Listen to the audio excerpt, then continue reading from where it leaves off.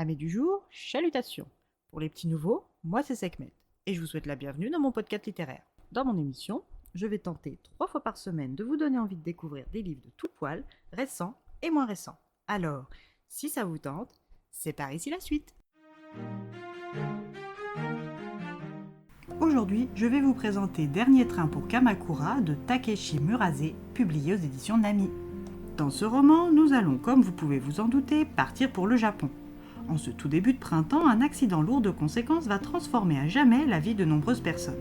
Le train express de la compagnie ferroviaire Toin, en partance de la gare de Nishi-Yagawara, en direction de Tokyo, a déraillé à la hauteur de la gare Nishi-Yuigahama, faisant 68 morts sur 127 passagers. Depuis ce jour tragique, il est possible pour les personnes directement touchées par la perte d'un être cher, dû au déraillement, de revoir leur disparu le temps d'un trajet. Une fois la nuit tombée, dans la gare de Nishi-Yuigahama, devenue déserte depuis lors, de rencontrer Yukio, une lycéenne fantôme. C'est elle qui invite les vivants dans le deuil à faire un dernier voyage avec le passager de leur cœur. Mais tout a un prix, et celui qu'impose la jeune fille se compose de 4 règles immuables. La première, les passagers morts dans l'accident n'apparaissent qu'à la gare où ils sont montés ce fameux jour. La deuxième, il est formellement interdit de leur révéler l'imminence de leur décès. La troisième, il faut impérativement descendre au plus tard à la gare de Nishi-Yuigahama, car quiconque reste à bord après cet ultime arrêt connaîtra le même sort funeste que les passagers du train fantôme. La quatrième et dernière, il est impossible de modifier le cours des événements. Les morts ne reviendront pas à la vie, et si une tentative de faire descendre un passager est tentée, le voyage dans le passé est stoppé net. Si les âmes en peine sont prêtes à accepter ce prix, le lendemain soir de la rencontre avec Yukio, elles pourront embarquer à bord de la ligne fantôme Kamakura. Quand Tomoko Higuchi avait 16 ans, elle et sa mère veuve ne roulaient pas sur l'or. Lors d'une sortie scolaire, ses camarades de classe se sont mis à se moquer d'elle et de sa pauvreté.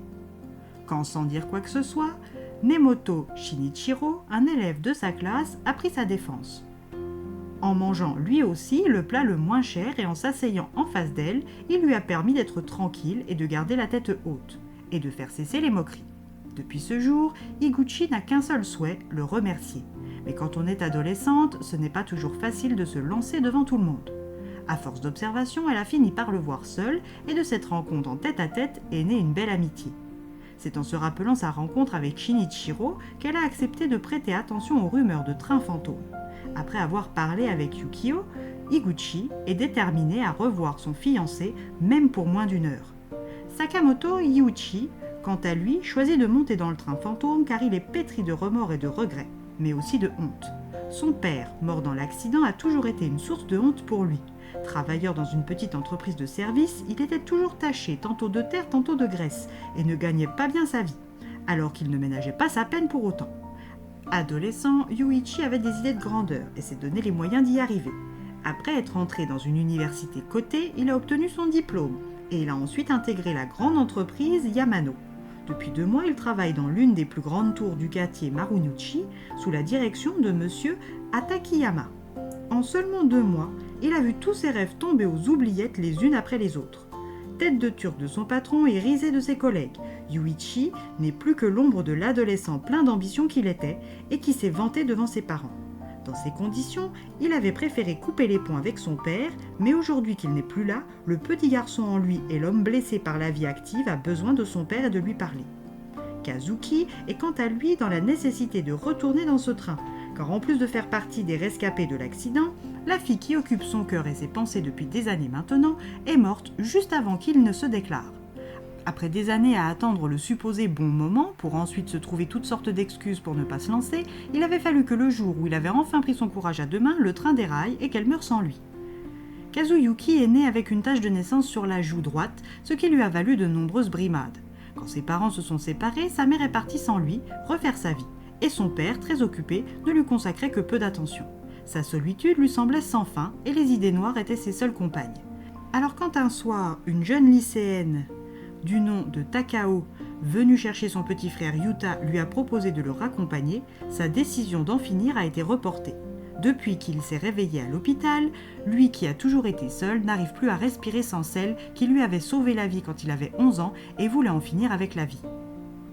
Remonter dans ce train et lui dire ce qu'il a sur le cœur est une nécessité, quitte à ne pas descendre du wagon à temps. Si pour les familles des victimes, les temps sont durs, pour la femme de celui qui conduisait le train aussi. Et peut-être même plus, car montrée du doigt comme une criminelle. On lui a refusé le droit d'enterrer et de pleurer dignement son mari.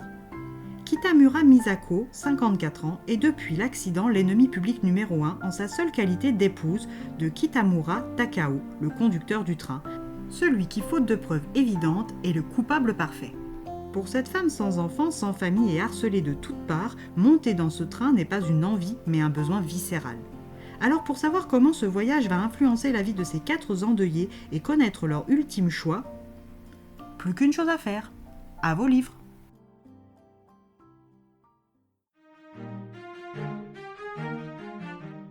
Une lecture qui m'a, malgré le propos central, fait beaucoup de bien. Une plume tout en douceur, un rythme calme sans pour autant être mou, un voyage dépaysant et des personnages attachants. Un roman que l'on regrette de terminer si vite. Et bien voilà, j'en ai fini pour aujourd'hui. J'espère que cet épisode vous aura plu et vous aura donné des nouvelles idées de lecture. Si vous souhaitez découvrir d'autres petits bonbons littéraires tout droit sortis de ma bibliothèque, je vous retrouve le samedi 14 mars prochain pour un nouvel épisode. Et si d'ici là je vous manque de trop, n'hésitez pas à me rejoindre sur mon compte Instagram, @leslecturesdeSekhmet. Sur ce, salut les amis et à la prochaine!